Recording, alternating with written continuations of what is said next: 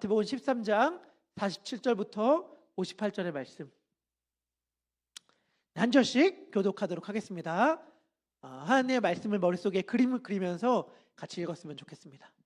또 천국은 마치 바다에 치고 각종 물고기를 모으는 그물과 같으니 그물을 가득하며 물가로 끌어내고 앉아서 좋은 것은 그릇에 담고 못된 것은 내버리느니라. 세상 끝에도 이러하리라. 천사들이 와서 의인 중에서 악인을 갈라내어 풀무불에 던져 넣으리니 거기서 울며 이를 갈리라.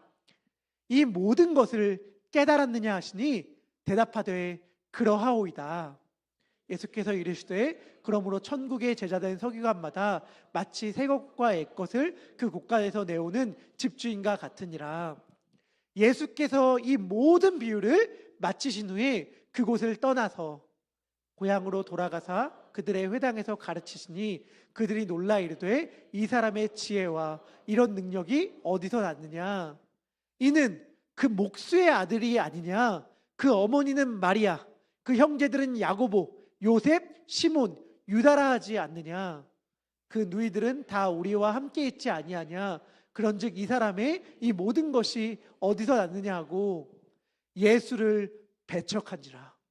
예수께서 그들에게 말씀하시되 선지자가 자기 고향과 자기 집 외에서는 존경을 받지 않음이 없느니라 하시고 그들이 믿지 않음으로 말미암아 거기서 많은 능력을 행하지 아니하시니라. 아멘. 이번 한 주 동안, 지난 한 주간 동안 여러분들을 압도한 것은 무엇이었습니까? 여러분들은 염려와 걱정에 압도당하며 살아가셨습니까? 혹은 기쁨과 감사에 압도당하며 살아가셨습니까? 말씀드렸죠? 우린 이렇게 이야기하길 좋아해요. 하나님, 제 상황을 아시잖아요. 기쁨이요? 감사요? 매일마다 집이 전쟁이에요. 매일마다 회사 가는 게 지옥이에요. 무슨 제가 어떻게 감사할 수 있어요? 제가 어떻게 기뻐할 수 있어요? 저 매일마다 염려와 슬픔과 걱정으로 잠을 못 잡니다. 내 모든 상황을 아신다면 하나님 저에게 그런 이야기 못 하십니다 라고 우리는 이야기할지 모르겠습니다. 하지만 하나님께서 나의 모든 상황을 알고 계세요. 기뻐할 수 없는 상황도 알고 계세요. 감사할 수 없는 상황도 알고 계세요. 내 상황이 눈물과 고통의 날들이라는 걸 알고 계신 하나님이 기뻐해, 감사해 라고 명령하셨다면 그 하나님을 신뢰해야 합니다. 하나님은 나의 모든 그러한 상황 가운데서도 기뻐할 수 있고 감사할 수 있게 해주겠다는 그 약속을 우리들 가운데 주시는 거예요. 우리는 우리의 상황과 우리의 감정과 나의 판단보다 그 하나님의 약속을 신뢰해야 합니다. 그러면서 우리의 상황과 영혼에 명령해야 돼요. 하나님이 나를 향해 감사하라고 하셨으니 내가 감사를 명령한다. 내 영혼아 감사해라. 내 상황아 감사해라. 그렇게 명령할 때에 우리는 깨닫게 될 것입니다. 나의 기쁨의 이유는, 감사의 이유는 상황에 달려있는 것이 아니었구나. 하나님의 약속에 달려있는 것이었구나. 바라기는 이번 한 주 감사할 수 없는 가운데 감사하고 기뻐할 수 없는 가운데 기뻐하며 찬양할 수 없는 가운데 찬양하고 예배할 수 없는 가운데 예배하는 그 놀라운 신비의 은혜가 여기에 모인 모든 주님의 사랑하는 자녀들 가운데 가득 임하길 소망합니다. 제가 참 인상 깊게 본 영화가 있습니다. 제가 이런 말들 하면서도 좀 사실 민망해요. 제가 인상 깊게 봤다고 하는 영화가 너무 많아서 저 목사님 맨날 인상 깊게 영화 봤대, 맨날 영화 재밌대 라고 말하는 게 너무 민망한데 이 영화는 그럴 수밖에 없어요. 왜냐하면 제가 너무 좋아하는 C.S. 루이스의 생애를 다룬 영화거든요. 양들의 침묵으로 유명한 안소니 호킨스가 C.S. 루이스의 역할을 한 영화예요. 섀도우랜드라는 영화인데 여러분들 아마도 이 영화 보신 분 없을 것 같아요. 되게 오래된 영화고 제 기억이 맞다면 흑백 영화일 겁니다. 그런데 이 영화의 줄거리를 제가 길게 소개할 건 아니지만 이 줄거리가 이래요. C.S. 루이스가 사실은 소위 이야기하면 약간 반맛인 사람이거든요. 왜냐하면 MBTI로 따지면 알파벳 T가 그냥 사람이 된 거야. 전혀 공감력이 없어. 누가 힘들다고 말하고 아프다고 말하고 막 이런 거 전혀 공감이 없어요. 그러면서 그냥 무조건 논리, 무조건 이성, 내 인생에 사랑도 없다 라고 하면서 완전히 이성과 논리에 사로잡힌 사람인데, 그가 사랑을 만나는 이야기거든요. 그가 갑자기 사랑을 알게 돼요. 한 여인을 만나는데, 조이 데이비스라는 여인을 만나는데, 이 여인은 사실 이혼 경력이 있는 여인이었어요. 근데 이 여인을 만나서 막 사랑을 하게 되는 거예요. 그러니까 이 여인과 결혼을 하고 싶어져요. 그런데 문제가 뭐냐면, 루이스가 몸담고 있던 성공회는 이혼한 사람과의 결혼을 허락하지 않았습니다. 당시엔 굉장히 보수적이었기 때문에 사별이 아니고 이혼이면 결혼을 허락하지 않았거든요. 근데 너무 결혼하고 싶은 거예요. 문제는 뭐냐면, 결혼하지 않는 상황 가운데서 이 여자가 미국인이었기 때문에 영국에 오랫동안 체류할 수가 없어. 이 여자가 신분에 문제가 있어서 미국에 거주하려면 결혼을 했어야 됐거든요. 그래서 어떻게 그 모든 험난한 관계적 법적인 문제를 딛고 결국엔 결혼을 하게 되는가, 사랑을 이루게 되는가에 대한 이야기가 이 영화의 초반부의 이야기고, 진짜 클라이막스는 뭐냐면 정말 우여곡절을 겪어서 결혼하거든요. 결혼하는데 루이스가 사랑했던 이 여인이 암에 걸려 죽습니다. 그 고통과 슬픔의 이야기가 이 영화에 나와 있어요.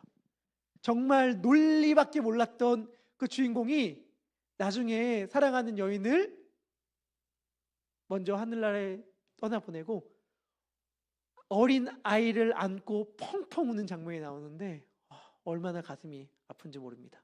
여러분들 이 영화를 지금 볼 수 있는 방법이 있는지 제가 잘 모르겠는데, 혹시 유튜브 같은 데서 하이라이트라도 볼 수 있으면 한번 보시면 정말 감동을 많이 받을 거예요. 왜냐하면 제가 루이스 너무 좋아하잖아요. 그런데 루이스가 예전에 이 조이란 여인을 만나기 전에 자신만만했거든요.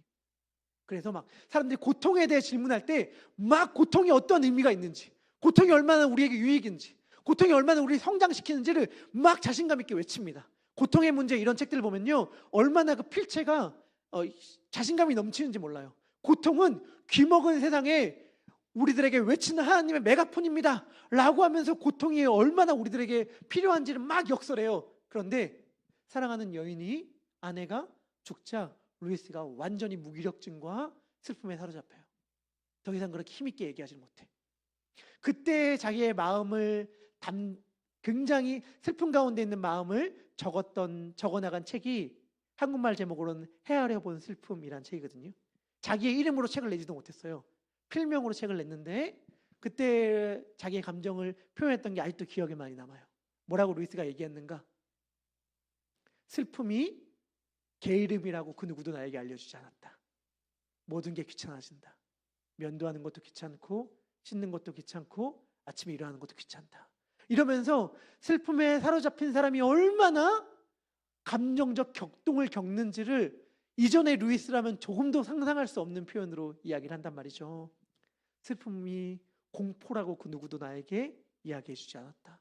슬픔에 사로잡히니 너무 무섭다. 너무 외롭고 이 외로움이라는 감정이 가져다주는 공포가 너무 크다. 두텁고 누구도 열 수 없는 그 문이 내 앞에서 큰 소리를 내며 쾅 하고 닫힌 것만 같다. 뭐 이런 식의 이야기를 하는데 너무 참 마음이 울리는 이야기들을 많이 들려줍니다. 여하튼간 근데 그 사랑의 이야기를 담은 영화의 제목이 섀도우랜드예요. 왜 섀도우랜드라고 이름을 지었을까? 라고 할 때 루이스가 바라보는 이 세상을 이 세상에 대해서 루이스가 이 세상을 나는 이렇게 봅니다 라고 하면서 설명했던 개념이 섀도우랜드거든요. 어떠한 의미가 있는가? 루이스는 이렇게 얘기하는 거예요. 내가 보니까 이 세상은 완전한 빛의 나라도 아니다. 완전한 흑암의 나라도 아니다. 완전한 기쁨과 감사와 찬미가 막 노래하는 나라도 아니고 완전한 절망과 어두움의 나라도 아니다. 누군가에게 이 세상은 생명의 그림자가 드리운 나라이고 누군가에게 이 세상은 사망의 음침한 골짜기이다. 누군가에게 이 세상은 천국의 서막이고 누군가에게 이 세상은 지옥의 예고편이다 라고 이야기했어요. 다시 그 말을 표현한다면 이렇게 이야기할 수 있어요. 누군가는 이 세상을 살면서 미리 천국을 살아가고 있는 사람들이 있고, 누군가는 이 세상을 살면서 미리 지옥을 당겨와서 지옥을 살아가고 있는 사람들이 있다는 거죠. 여러분, 우리가 이 땅을 살면서 결국엔 누군가는 지옥을 살아갑니다. 누군가는 천국을 살아가요. 하나님의 자녀들은 나중에 천국에 가서 이렇게 이야기할 거예요. 아, 그때 내가 이 땅을 살아가면서 경험했던 것이 천국의 예고편이었구나. 천국에서 누릴 것들을 미리 맛봤구나. 근데 악한 자의 아들들은 나중에 지옥에 가서 이렇게 얘기할 겁니다. 아, 그때 내가 이 땅을 살아가면서 경험했던 수많은 것들이 지옥의 예고편이었구나. 어차피 지옥에 가서 살 거, 나 왜 이 땅에서부터 지옥을 살았을까? 라고 이야기할지도 모르겠죠. 저는 오늘 예수님께서 하신 말씀을 통해서 어떻게 하면 우리가 이 땅 가운데서 미리 천국을 살아갈 수 있을 것인가를 한번 나누어 보려고 합니다. 어떻게 하면 지옥을 살아가는지를 반면교사로 삼음으로 어떻게 하면 이 땅에서 천국을 살아갈 수 있을지를 한번 이야기해 보려고 합니다. 마태복음 13장 47절부터 48절입니다. 우리 이 말씀 같이 큰 목소리로 읽도록 하겠습니다. 시작. 마치 바다에 각종 물고기를 모으는 그물과 같으니 그물에 가득함에 물가로 끌어내고 앉아서 좋은 것은 그릇에 담고 못된 것은 내버리니라. 아멘. 여러분들 혹시 낚시 좋아하십니까? 저 평생 낚시라는 걸 안 가봤다가 우리 사랑하는 지사님이 한번 목사님 낚시 한번 제가 경험시켜 드릴게요 라고 해서 배 타고 낚시를 가봤거든요. 열심히 낚시했습니다. 여러분, 제가 제자들의 심정을 알았잖아요. 밤새도록 수고하였으나 한 마리도 낚지 못하였나이다. 이렇게 해가지고 정말 한 마리도 못 낚고 돌아갔어요. 그래가지고 지사님이 막 더 미안해하시고 더 분해하시는 거예요. 아니, 목사님 내가 모시진 않았죠. 목사님 같이 나갔는데 한 마리도 못 낚는 거 너무 수치스럽다. 제가 용기 내서 고백하면 저 데리고 나간 집사님도 한 마리도 못 낚았거든요. 그래가지고 다시 나가서 할렐루야. 그때는 아들들까지 다 데리고 아내까지 다 데리고 가는데 그때는 낚았어요. 제 손가락 한 마디만한 걸 낚았어요. 그래서 지사님 막 얘기하시더라고요. 미끼를 낚았네요. 약간 이렇게 얘기하시더라고요. 그때 제가 이 말씀을 미리 읽고 나갔다면 좀 달랐을 텐데, 예수님이 말씀하신 그물은 이런 낚시가 아니에요. 한번 이미지 보여주시면 좋을 것 같은데, 이거는 성경에 딱 한 번 나오는 단어인데 산에게라고 예인망이라고 한국말로 말하더라고요. 정말 배 두 개가 크게 그물을 치고 쫙 바다에 있는 모든 물고기를 다 끌어모으는 거예요. 저렇게 배 두 개로 하거나 혹은 배 하나로, 하나는 해변가에 묶고 하나는 배가 쭉 돌면서 그물을 쫙 펼치다가 끌어모아요. 여러분, 이러면 아무리 낚시를 못하는 저 같은 사람도 물고기를 낚을 수밖에 없습니다. 문제는 뭐냐면 딱 알짜배기 물고기만 낚는 게 아니라 모든 바닷속에 있는 것들은 다 건져 올린다는 게 문제죠. 거기 안에는 뭐 쓰레기도 딸려올 수도 있고 잡으면 안 되는 물고기도 딸려올 수도 있고 모든 걸 다 낚는 게 바로 이 그물이에요. 여러분, 근데 이게 복음이죠. 생각나세요? 씨 뿌리는 비유했을 때 씨는 밭을 가리지 않았습니다. 그 씨는 좋은 밭에만 떨어진 게 아니라, 좋은 밭만 골라간 게 아니라 길가에도 갔고 돌바에도 갔고 가시덤불에도 갔어요. 씨가 밭을 가리지 않고 뿌려진 것, 이게 복음이잖아요. 우리에게 모든 사람들에게 거룩한 낭비가 되어진 것, 복음이라고 제가 말씀드렸잖아요. 마찬가지로 이 그물은 모든 사람들을 다 낚습니다. 누구든 들어올 수 있어요. 이 그물 안에는 좋은 물고기, 나쁜 물고기가 다 동시에 들어가 있습니다. 이 예수님의 비유는 제가 몇 주 전에 말씀드렸던 알곡과 가라지 비유와 유사합니다. 쌍둥이의 비유라고 할 만큼 유사해요. 알곡과 가라지 비유 기억하시죠? 그런데 그 비유와 오늘 비유의 결정적인 차이점이 있습니다. 예수님이 가라지 비유에서는 이렇게 말씀하셨어요. 가라지는 먼저 거두어 불사르게 단으로 묶고, 곡식은 어떻게 하라고요? 모아서 내 곳간에, 내 창고에 넣으라 라고 말씀하시므로 곡식의 최종 행방에 대하여 말씀하여 주셨습니다. 곡식은 내 창고에 넣어 내가 따로 귀하게 보관할 거야 라고 이야기해 주셨어요. 그런데 오늘 그물 비유에서는 좋은 물고기와 나쁜 물고기를 다 거두는데 나쁜 물고기는 어떻게 된다는 이야기가 있어. 근데 좋은 물고기는 어떻게 된다는 이야기가 없어요. 49절 50절을 보면 이렇게 얘기합니다. 해상 끝에도 이러하리라. 천사들이 와서 의인 중에서 악인을 갈라낸답니다. 그럼 어떻게 돼요? 풀무불에 던져 넣으리니 거기서 울며 이를 갈리라 라고 이야기해요. 좋은 물고기가 어떻게 되었다는 말이 없는 이유는 뭐냐면 예수님의 비유의 초점이 여기에 있다는 거예요. 결국엔 나쁜 물고기, 악인들은 심판받게 될 것이다. 결국엔 영원한 멸망에 가게 될 것이다 라고 하는 것, 이것이 예수님이 비유 가운데 강조하고 싶었던 이유였습니다. 자, 여러분, 누가 심판받죠? 누가? 악인이죠, 악인. 근데 누가 악인입니까? 못된 짓 많이 하는 사람이 악인입니까? 아내의 마음 아프게 하는 남편이 악인입니까? 부모의 마음에 대못을 받는 자녀가 악인입니까? 성도들을 막 이렇게 짜내서 자기의 말에만 충성하게 만드는 목사가 악인입니까? 물론 다 악인일 수 있겠지만 오늘 말씀 가운데 악인의 특징이 나와. 누가 악인인지가 나와요. 누가 악인인가? 누가 악인이냐면 슬피 울며 이를 가는 자들이 악인입니다. 여러분, 이를 간다는 건 마태가 자기의 복음서에서 굉장히 애용했던 표현이에요. 이를 간다는 표현이 마태복음에서만 6번이 나오거든요. 마태가 굉장히 좋아했던 표현인데 여러분 질문할게요. 여러분들 이 갈아보신 적 있으십니까? 막 이를 부득부득 바닥바닥 간 적 있으세요? 그럼 언제 이를 갈죠? 언제 이를 갑니까? 억울할 때 이를 갈죠. 분할 때 이를 갈죠. 여러분 생각해 볼게요. 내가 예수님 암이어서 나중에 심판받았어요. 그럼 그때 심판받으면서 누군가가 가슴을 치면서 후회해요. 그때 나 좀 제대로 살려고 누가 이야기할 때 정신 좀 차릴걸. 그때 나 좀 그렇게 살면 안 된다고 누가 지적했을 때 정신 차리면서 거기서 내가 회개하고 돌이킬걸. 내가 왜 그 얘기를 안 들었을까? 내가 그때 왜 이렇게 정신을 못 차렸을까? 라고 후회하는 사람들. 그 후회하는 사람들은 이를 갈지 않습니다. 가슴을 치며 애통하고 후회와 해안의 눈물을 흘릴지언정 이를 갈진 않아요. 이를 가는 사람들은 누구죠? 끝까지 내가 옳다는 사람이에요. 내가 왜 이런 대우를 받아야 되지? 내가 왜 이런 벌을 받아야 되지? 난 틀리지 않았어. 내가 맞는데 나 너무 억울해, 분해 라고 하는 사람들이 이를 갈죠. 여러분, 다시 말하면 악인의 특징이 뭐죠? 악인의 특징은 끝까지 내가 옳다고 하는 사람이에요.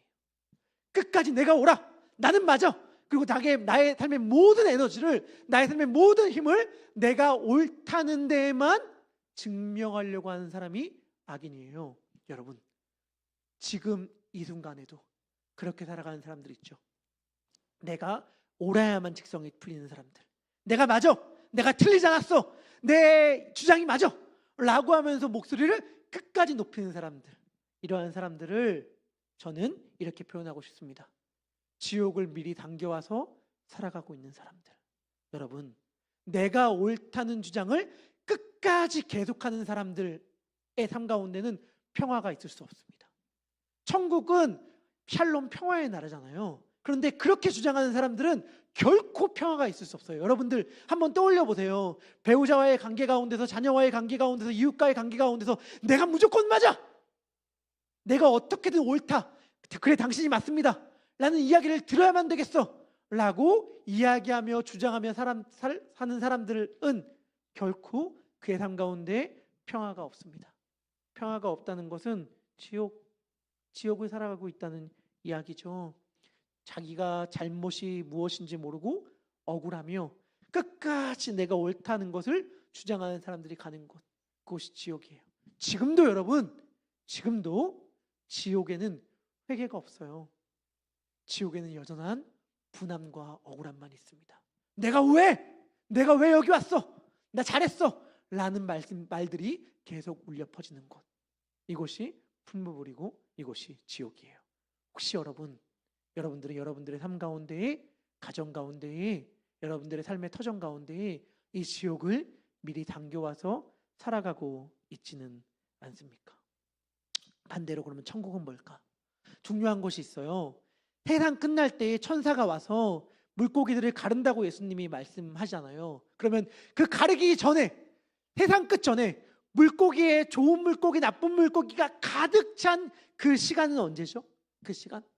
아직 가르기 전은 언제이죠? 지금이죠. 오늘이죠. 다시 말하면 오늘은 영혼의 그림자입니다. 그러면 오늘 좋은 물고기는 어떻게 살아갈까? 제가 생각해 봤어요. 여러분들, 밭에 감추인 보화 비유해서 누군가가 밭에 보화를 발견합니다. 그러면 자기의 모든 가진 것을 다 팔아 그 밭을 사기 전까지 그의 마음은 어떨까요? 극히 값진 진주를 발견한 무역상이 있었습니다. 내가 가진 모든 것들을 다 팔아 그 진주를 사려고 하는데 사기 전에 그걸 찾았어. 발견했어. 그러면 그 마음은 어떨까요?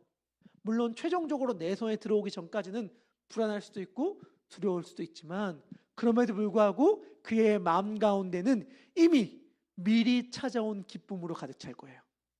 여러분들 가운데 복권을 해보신 분이 있을지 모르겠는데, 복권에 내가 당첨됐다고 해봐요. 복권에 당첨되었다면 복권 당첨금을 수령하기 전부터 그의 마음 가운데는 설렘과 기쁨이 가득 찰 것입니다. 미리 그 기쁨의 삶을 살아가는 거예요. 미리 천국의 그 기쁨을, 천국에 내가 직접 가지 않았어도 누리며 살아가는 거죠. 그 삶은 세상 끝날이 오기 전에도, 그물에 있는 상황 가운데서도 가능하다라고 예수님은 우리들에게 말씀해 주시는 것 같습니다. 예수님은 이 비유를 마치신 다음에 제자들에게 묻습니다. 51절의 말씀, 이 모든 것들을 깨달았느냐? 제자들은 대답합니다. 그러하오이다. 마태복음 13장에서 제자들이 깨달았다, 이해했다라고 말하는 장면은 여기가 유일합니다. 13장에서 예수님이 비유로 말씀하시니까 제자들이 한 명도 깨닫지 못해요. 그래서 예수님께 묻거든요. 예수님, 왜 어렵게 비유로 말씀하세요? 좀 이해하기 쉽게 설명해 주세요 라고 이야기하는데, 여기서는 제자들이 예수님께 대답해요. 예수님, 깨달았습니다. 무슨 말인지 알겠습니다 라고 대답해요. 그러자 예수님께서 그 대답을 확인하신 이후에 하시는 말씀이 52절의 말씀이에요. 우리 52절의 말씀을 우리 같이 읽도록 하겠습니다. 읽겠습니다. 시작. 천국의 제자된 서기관마다 마치 새 것과 옛 것을 그 고가에서 내어주는 집주인과 같으니라. 아멘. 이 이야기는 깨달은 자들에게 주시는 말씀입니다. 네가 깨달았느냐? 깨달았습니다. 그러면 이제 너희들은 천국의 제자된 서기관처럼 살아가라. 이 말씀이 무슨 뜻일까요? 예수님 당시에도 서기관들이 있었어요. 그런데 예수님 당시에 서기관은 진짜 서기관이 아니었어요. 서기관은 누구냐? 하나님의 말씀을 연구하고 깨달아 알려주는 자들이 서기관인데, 예수님 당시의 서기관들은 하나님의 말씀을 전하는 것이 아니라 나의 옳음과 내가 맞다는 것들, 나의 의를 증거하고 자랑하기에 바빴단 말이에요. 그래서 예수님은 당시의 서기관들과 구별된 천국의 제자된 서기관들에 대한 이야기를 하는 거예요. 우리들에게도 마찬가지죠. 우리들에게도 예수님은 이렇게 말씀하시는 것 같습니다. 지금 기독교인 많지, 지금 목사들 많지, 지금 권사들, 집사들, 장로들 많지. 그런데 그 장로들 말고, 그 목사들 말고 천국의 제자된 장로, 천국의 제자된 목사, 천국의 제자된 그리스도인의 삶을 살았으면 좋겠다. 그들은 누군데? 마치 집주인이 자기 집 곳간에서 사람들이 왔을 때에 새 것과 옛 것을 꺼내어주며 대접하는 자들처럼, 그들을 먹이고 입히고 자기 것을 나누어 베푸는 사람들처럼, 내가 너에게 알려준 이 천국의 말씀들, 이 비밀들, 이 기쁨들을 사람들에게 나누어 주며 베풀어 주며 사는 삶을 살아가라. 나의 말씀을 사람들에게 전하는 삶을 살아가라. 너희가 나의 말을 깨달았다면 깨달은 그 말씀을 전해주는 자가 되어야 한다. 이것이 천국의 제자된 서기관들이다. 예수님께서 말씀해 주십니다. 천국을 미리 사는 사람들은 누구냐? 하나님의 말씀을 깨달아 알고 깨달은 그 말씀을 다른 사람들에게 나누어 베풀어 주는 사람들, 이러한 사람들이 천국을 미리 살아가는 사람들이에요. 그러면 지옥을 미리 살아가는 사람들은 누구냐? 오늘 안타깝지만 이 이야기 뒤에 지옥을 미리 살아가는 사람들이 등장합니다. 예수님께서 이 비유의 말씀을 마치신 다음에 자신의 고향 땅으로 돌아가세요. 예수님이 참 많은 이사를 다니셨거든요. 제가 좀 정리해 드릴게요. 예수님이 원래 자기의 부모님들과 살던 곳은 나사렛 지역이었어요. 나사렛. 그런데 예수님이 태어날 때가 되었을 때에 호적 신고를 위해서 예수님의 본가인 베들레헴으로 가십니다. 베들레헴에서 태어나셨어요. 그런데 태어나자마자 동방박사의 경고를 받아 애굽으로 잠깐 갔다가 자기의 원래 고향 마을인 나사렛에 가서 유년 시절을 보냅니다. 어린 시절을 보내다가 성인이 된 다음에 공생애를 시작하실 때에는 주 사역 무대가 어디였냐면 가버나움이라는 곳이었어요. 정리한다면 예수님의 태어나신 곳 베들레헴, 자라신 곳 나사렛, 일하신 곳 가버나움, 이렇게 이해하면 됩니다. 예수님이 비유의 말씀을 전한 곳은 가버나움이었고, 가버나움에서 말씀을 전하신 다음에 고향 땅인 나사렛으로 갔어요. 나사렛으로 가니까 사람들이 다 예수님을 알아보는 거예요. 나사렛으로 가서 자기가 아는 사람들을 다 불러서 고향에 있는 회당에서 하나님의 말씀을 가르치십니다. 고향 땅으로 돌아가서 회당에서 예수님이 하나님의 말씀을 가르치니까 그 말을 듣는 사람들의 입들이 다 쩍쩍 벌려지기 시작해요. 54절의 말씀인데요, 이 말씀도 우리 같이 읽도록 하겠습니다. 읽겠습니다. 시작. 그들의 회당에서 가르치시니 그들이 놀라 이르되 이 사람의 지혜와 이런 능력이 어디서 왔느냐 하면서 완전 감탄해. 설교를 들었는데 우와, 너무 잘하는 거예요. 말씀이 귀에 쏙쏙 들려. 여러분, 그럼 어떻게 해야 돼요?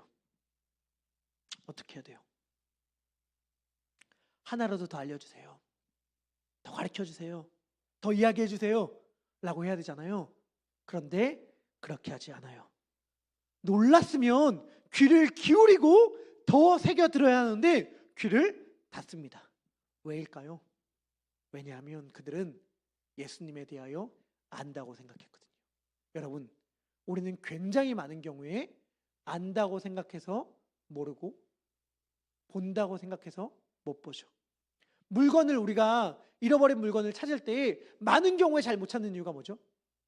거기엔 없어 라고 확신하기 때문에 우리가 못 찾는 경우가 많잖아요. 우리는 안다고 생각하면 모릅니다. 55절부터 57절의 말씀입니다. 이 사람들이 이렇게 얘기해요. 이는 그 목수의 아들이 아니냐. 그 목수의 아들, 나 그 사람 아버지도 잘 알고 그 사람도 잘 알아. 그의 어머니의 이름 알아, 마리아. 그 형제들은 야고보, 요셉, 시몬, 유다 다 알거든. 그리고 심지어 그의 누이들도 알아. 우리랑 같이 살고 있어 지금. 그 사람 우리 너무 잘 알거든 라고 이렇게 이야기하는 거예요. 나 그 사람 너무 잘 알아 라고 이야기한 그 결과, 잘한다고 생각한 그 결과가 무엇이냐? 57절, 예수님을 배척하는 것이었습니다. 여기서 목수로 번역한 이 그리스어를 좀 더 쉽게 우리로 따져서 이야기한다면 이렇게 말할 수 있을 것 같아요. 참, 노동의 일을 하는 사람들, 농사 현장에서 일꾼들 일하잖아요. 지금 뭐 신분 문제 때문에 옛날만큼은 아니지만 가끔씩 이렇게 홈디포나 이런 데서 보면은 차 오면은 막 일 시켜달라고 달려 들어가는 노동자분들이 계시잖아요. 그런 것들과 비슷하다고 생각하면 됩니다. 여러분, 예수님이 살았던 나사렛 지역에서 약 3.5마일 정도 떨어진 지역에 세포리스라는 곳이 있었는데, 이 지역을, 당시 그 지역을 다스리던 왕이 어마어마한 도시 재개발을 행했어요. 그러다 보니까 엄청난 인력이 투입되어야 됐거든요. 주변에 살던 모든 남자들은 어리고 나이가 들고를 막론하고 다 노동 현장에 투입되어서 열심히 일했어요. 아마도 예수님의 아버지와 예수님도 그 노동 현장에 투입되었을 가능성이 굉장히 높습니다. 여러분, 만약 그랬다면 어떤 일들이 펼쳐졌을까요? 야, 너 오랜만이다. 너 옛날에 나한테 일 배웠던 애 아니야? 옛날에 나한테 어떻게 하면 이 짐 잘 나를 수 있는지, 어떻게 하면 나무 잘 자를 수 있는지, 어떻게 하면 건축을 잘 할 수 있는지 나한테 다 배웠던 애잖아. 너 그때 나한테 하나씩 배웠던 건 너무 잘하는데, 내가 너 아빠도 잘 알고 엄마도 잘 알고 형제들, 누이들 너무 잘 알아 라고 예수님을 만났던 사람들은 이야기했을 거예요. 그래서 그 결과 예수님을 배척했던 거죠. 이때 예수님을 배척하다 라고 말했던 베체카다의 그리스어는 이미 그 전에 한번 나온 적이 있는 단어입니다. 마태복음 13장에서 씨 뿌리는 비유에서 돌밭 비유 가운데에서 예수님이 이렇게 말씀하셨어요. 그 속에 뿌리가 없어 잠시 견디다가 말씀으로 말미암아 환난이나 박해가 일어날 때에는 곧 넘어지는 자요. 이때 넘어지다라는 단어가 예수님을 배척하다라는 단어와 동일한 단어입니다. 다시 말하면 예수님이 비유 가운데 나왔던 돌밭의 안타까운 모습이 예수님의 고향 사람들의 모습 가운데 나타나는 거죠. 예수님의 설교는 설교로 끝난 것이 아니라 실제로 현실 가운데 펼쳐지는 이야기가 됐어요. 그런데 이들이 왜 돌밭처럼 되었는가? 오늘 말씀이 이야기하는 바는 그거예요. 안다고 생각했기 때문에. 저는 이런 이야기를 많이 들었습니다. 초신자가 기도 응답을 많이 받는다. 여러분들 이런 얘기 들어봤어요? 초신자가 기도 응답 많이 받는다. 왜일까?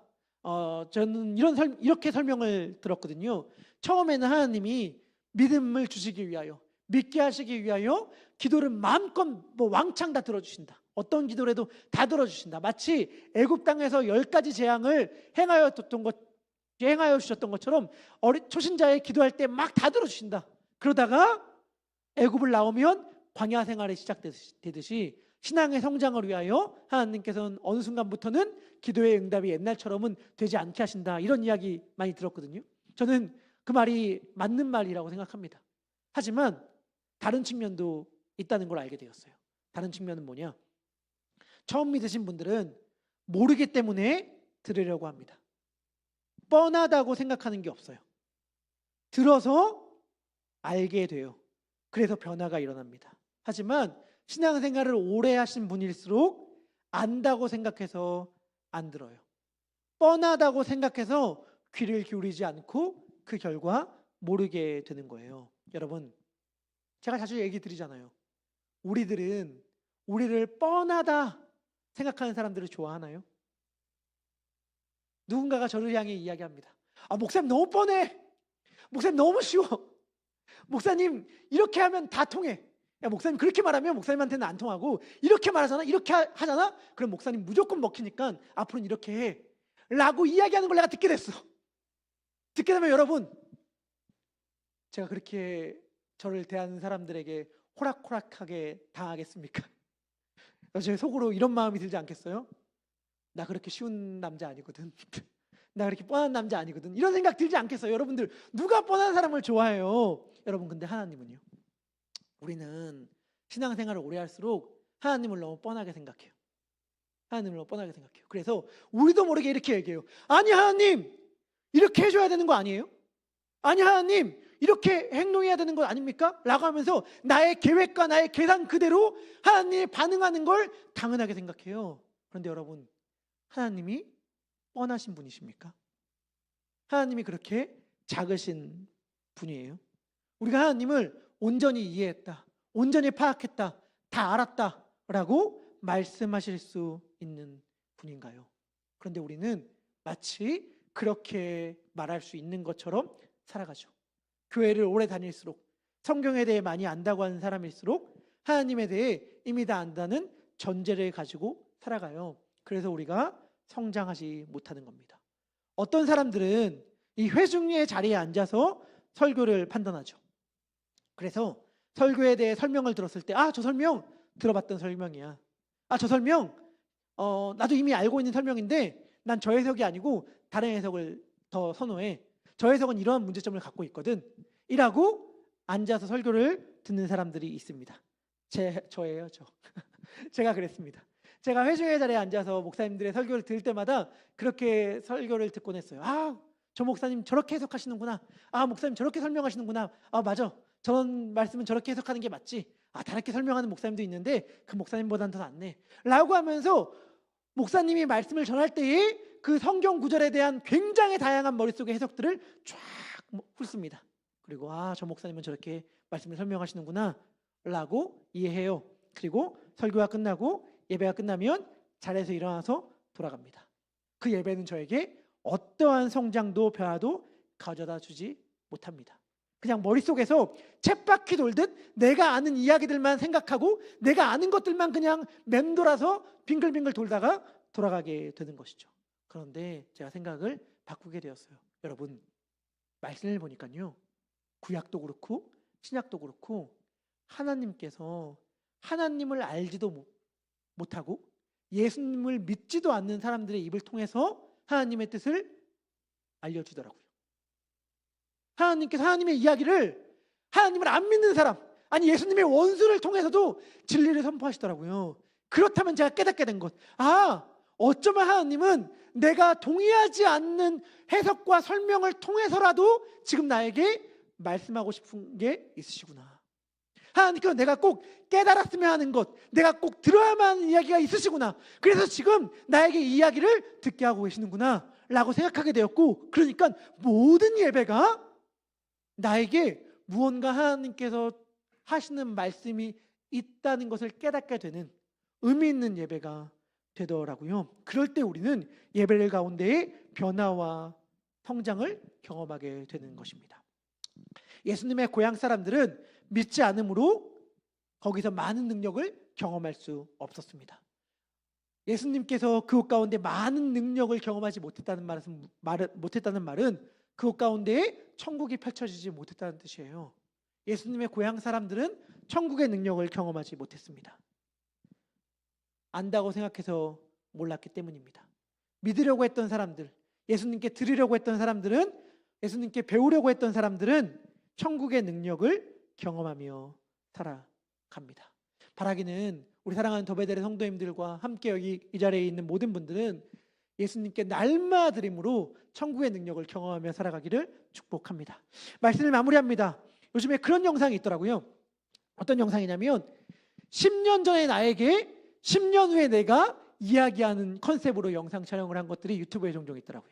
예를 들면 이런 거예요.